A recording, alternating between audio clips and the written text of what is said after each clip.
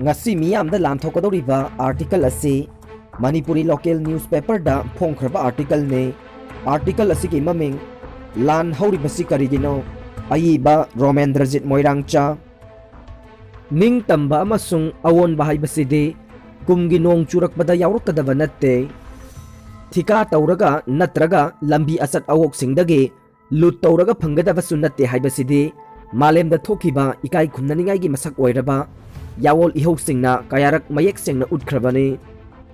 malem gi puwari da mina mibu ot naiba amasung I chupa horakpadagi lal hauba thoklaki haibasimak yamna chumlaba wafamni amaromda minai singna 74 BC da minai mapusingi mayokta miyot minai dagi nanthoknaba haurakhiba lan asina malem gi oina lan haubagi puwari da ahan bani masibu aikoina slave revolution haina khangnari lalhau ase mai pakpadi ngamkhide minai singi lusingba Spartacus yauna minai mayam ama cross ta sidriba phauba pang tinglaga mapunsi loisinki adum oinamak slave revolution aduna miyoiba khunaida achauba para amadi tambirame mina mibu ot nairaga laingak sasan chatharak labadi naihat piraba miyoi kanglup aduna punsinduna lal haugadabani haiba para ase minai singi lal hau aduna aikhoi miyoi bada takpirame masigi matungdage malemgi achauba laiba kayada revolution kaya mathang lisang sina thokhi asumna laingak system amage mahutta atopa hena chawkhatpa laingaki chana pathap amana mahut sindoknakhi matamduda slavery system bu feudalism na aduga feudalism buna capitalism na mahut sindokhi masigi makha tarakpada capitalism buna socialism na takhairaga loisinki asumna malemda thokiba lalhok singi machat singbu yamna kupna nainaruba matamda aikoina lal haubugi tongan masak khara uba phangi ahan bada hana chanaram liba political system adu langkhai khraga anouba hen chawkhatpa political system amana mahut sindokiba revolution makhal amalai masidi miyoiba khunaina thak wangna ikai khumnai masibo social revolution haina khangnai masina khunai amabu hena chawkhul hali amade thak wangkhat hali ani subada masagi economic amasung political power khudingmak atopa laibak amagi khubam nungda laikhibadagi mikha polaba laibak amagi miyamna maning tamjanaba haurakpa lan masi hauji malemda phongphong sana thengnariba capitalism imperialism gi achauba wathokni annexation natraga merger agreement gi pambai siznaraga maning tamna leijaramba leiwa kaya pumyot josin khibagi wari mayam amasu lei pumyot josin khraba leibak adugi miyam aduna minai oire mikha poli haibagi gyan ase sunglak laktanaba loilam sandokliba sakti sing aduna yam section na honaduna matam chuppa miyam adu pangtha laga nethaduna thammi makhal kaya gi phatraba hainabi kaya miyam aduda sagon aduna hinghalle chamo naraba election kaya toina pangthoktuna loi chansin biraba miyam adubu laingakta saruk yari haina khalhalle aseng badi loilam laingaki koluna chapkhai biraba leibak miyam aduge marai wakta laingaki khongpangna tamthina kauthok piram labani huranba corruption ikai khangdaba drug karbar asina chingba phajaraba thabak sing asi yam toina loilam gi miyoi kharana hainabi oina pangthok e asigumba loilam laingakna nahetuna thambiraba miyam maraktage lalhauba group thorak e thorak liba lalhauba group sing asige political ideology adudi miyamna hojik phawbagidi khangba ngamdre makhoina hayang sakti pairaba matungda makhoina lal hauriba leibak aduda karamna political system chana halaga kari economic system thamgadori haibase nakhai iseng sengdaba lalhauba group mayam ama chengum sogulakle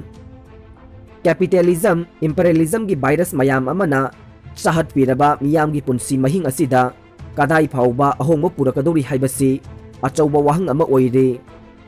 lalhau ama mai pakna bohonaba matamda paisa matam punsi amasung thawai kaya manggadori bane madugi mahina miyam gi punsi ase karamba maikaida pugadori haibase yamna mayek sengba darkar oi loisinpham khangdraba panthungpham lamang nakraba lalhauba makhal mayam ama मिया मरक्ता कोइपाई पाइदुना लेरे हौजिकी मतमदा मालेमगी शक्ति लेरबा लोइलम संदोकलिबा लेबाकसिंगनसु लालहौलो कया सेलगी mateंग खुलाईगी mateंग अमसुंग training न चिंगबा पीदुना सेंगोट सागटपा याउरे हाइरिबा लालौलुपसिंग असे मखोइबु सेंगोट सागटपिरकलिबा शक्तिसिंग अदुना अमुक खुलाई ओइना सिजिनाई प्राइवेट स्कूल प्राइवेट इंडस्ट्री नत्रगा प्राइवेट बैंक मरांग काइना लिंखटनारकपगुम लालौलुप मयाम अमा मालेमदा मरांग काइना लेपतना लिंखटनारकले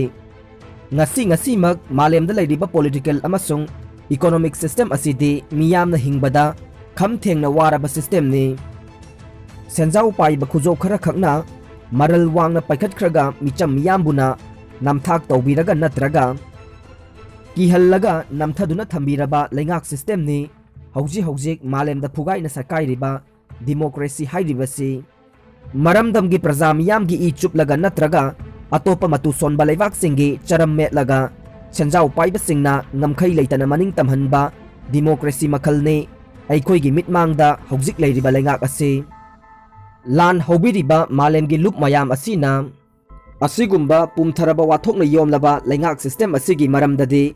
करी मिजेंग थंबिरिबगे हाइबसि मियामना इखौलांगना खंगनिंगलिबा वाफमने लान हौबगे यामना मरु ओइदिबा वाफमदे मखोइगी मखुत्ता शक्ति पाइरबा मतुंगदा लेबाक अदुदा थमगदोरिबा कॉन्स्टिट्यूशन अमसुंग मदुना ngaकदोरिबा पॉलिटिकल अमसुंग इकोनॉमिक सिस्टम अदुनी ख्वाइदगी मरुदे इंग कुमजा लिसिंग अमगा चमापन तरागा तरेता रशियादा लौमीसिंगना माइ पाकना पांगथोखिबा रिवोल्यूशन अमसुंग इंग कुमजा लिसिंग अमगा चमापन निफु मरीदा लोइसिनखिबा लेबर पार्टी ऑफ अल्बानियागे यावोल इहोगे थियोरी सिंग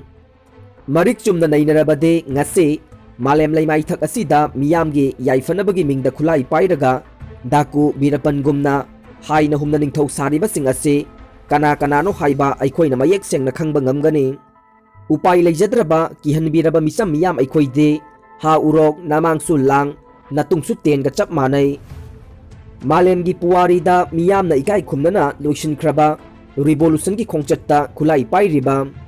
थौना फरबा लालहौबसिंगना लंबी असत अवोकसिंगदगे नमफुदा पैसा मुनबा मसागी सेंदोंग खरगिदमक थिका तौबा लैबाक मियामगे सेंगबत थौरांगी पैसाबु अंगम अथौकसिंगा सायन ngayenaba मियामबुना लैखोम लैनांग मरक्ता लंगसिलगा थंबीबा तिनफा काकफैगुम खुनाइगी इ चुप्पा तुमदुना लैखिबा लालहौबा अमता यावखिदे होय रशियादा नेरोट निकस हाइना खंगनबा खुलाई पाइबा यामना कारण ताबा लालहौबा ग्रुप अमा लैरमे मखोय अदु रशिया के सिनमी सिंगना कैपिटलिज्म इंपीरियलिज्म बो लैरोन चनबदा इंगना चिकना यावखिरमे मिया मरक्ता यामना कारण तारिबसे मी मखल अनि लै अहानबगी मखल असिना यामना ज्ञान ताबा साबा मियोय कांगलुप अमा अनि सुबगी मखल असिना खुलाई पाइरगा मियामगिदमक करी करीनो खरा तौगदौरी हाइना चोंथोरकपा डाकुसिंगी कांगलुप अमा हाइरिबा मखल अनिमकसे लैबाक मियामददे चप मानना मांग ताकनिंगाई ओय लान हौबा हाइबसे लैबाक खुनाई अमबु निंग तंबा नत्रगा अवोनबा होंबा पुरक्तुना खुनाई अदुबु चाउखटनबा होनगदबनी हाइबा वाखलोन अदु पुमकाउ काउथोकलगा सेंदाल लंबीरोमदा माइ ओनसिनदुना खुत्ता पाइदिबा खुलाई अदु मोनखांगनरगा पैसागी नुंगाइरबा मंगलांदा तुमखुन तानखिबा लालौलुक मयाम कुमकर्णगी सक्तम लौखिबा कोंगाइने याम कुइना तुमखुन तानखिबा मयाम अमसु याउरे लानगी खुलाई पाइरगा चुमथांग मखोंग थिबा चतखिबा लालौलुपसु याउरे कैदौंगै माइ पाकपगी फिराल पुरकलगा हलकने मखोइना मखोइगी पंथुंग नक्सिलकले हाइबगी नुंगाइरबा पाउताई लोइलम सासन चथरिबा सेंजाउ पाइबसिंग नाउसुम इसै साना मियामबु सुमबदी फजना हैरे अमरोमदा मियामदे संद्रेंबी इमादे ख्वांग यौरे संद्रेंबी इमादे ngksam यौरे हाइबा फिबम अदुदा लैरि माइबगी खुद थादोकपा याद्रबा कुमलैना अमगुम खांगले असुमना मिसम मियामना इलेक्शनदा अफबा मिहुट खल्लगा अवा अना खुदिंगमक कोकोदबा मालहल्ले अदुगा ngakta पुल्लिबा मिनाइगी थौरी असिसु काउथोकहल्ले सेंजाउ पाइबसिंगे सुमनम शक्तिगी खुदना मियामगी खौरी चरम निंगथीजना पाइबिरी हाइबसे इलेक्शन अमुक यौरकपदा लोइना कावे ꯑꯩꯈꯣꯏꯅ ꯈꯜꯂꯤꯕ ꯃꯤꯍꯨꯠꯁꯤꯡ ꯑꯗꯨꯒꯤ ꯈꯨꯠꯇ ꯂꯩꯉꯥꯛꯀꯤ ꯁꯛꯇꯤ ꯈꯨꯗꯤꯡꯃꯛ ꯂꯩꯕꯒꯨꯝ ꯈꯜꯍꯜꯂꯤ꯫ ꯃꯇꯥꯡ ꯑꯁꯤꯗ ꯈꯪꯅꯤꯡ ꯅꯤꯡꯁꯤꯡꯂꯛꯏ ꯑꯣꯜ ꯏꯟꯗꯤꯌꯥ ꯔꯦꯗꯤꯑꯣ ꯏꯝꯐꯥꯜꯒꯤ ꯃꯇꯝ ꯏꯁꯩ ꯑꯃ ꯅꯤꯡꯈꯥꯏꯕꯗ ꯅꯟꯗꯧꯕ ꯃꯪꯂꯥꯟ ꯐꯨꯔꯥ ꯁꯥꯔꯨꯅꯨ ꯁꯥꯔꯨꯅꯨ꯫ ꯅꯤꯡꯇꯝꯕ ꯑꯃꯁꯨꯡ ꯑꯑꯣꯟꯕ ꯍꯥꯏꯕꯁꯤꯗꯤ ꯀꯨꯝꯒꯤ ꯅꯣꯡ ꯆꯨꯔꯛꯄꯗ ꯌꯥꯎꯔꯛꯀꯗꯕ ꯅꯠꯇꯦ, ꯊꯤꯀꯥ ꯇꯧꯔꯒ ꯅꯠꯇ꯭ꯔꯒ ꯂꯝꯕꯤ ꯑꯆꯠ ꯑꯋꯣꯛꯁꯤꯡꯗꯒꯤ ꯂꯨꯠ ꯇꯧꯔꯒ ꯐꯪꯒꯗꯕꯁꯨ ꯅꯠꯇꯦ ꯍꯥꯏꯕꯁꯤꯗꯤ ꯃꯥꯂꯦꯝꯗ ꯊꯣꯛꯈꯤꯕ ꯏꯀꯥꯏ ꯈꯨꯝꯅꯅꯤꯡꯉꯥꯏꯒꯤ ꯃꯁꯛ ꯑꯣꯏꯔꯕ ꯌꯥꯋꯣꯜ ꯏꯍꯧꯁꯤꯡꯗ ꯀꯌꯥꯔꯛ ꯃꯌꯦꯛ ꯁꯦꯡꯅ ꯎꯠꯈ꯭ꯔꯕꯅꯤ꯫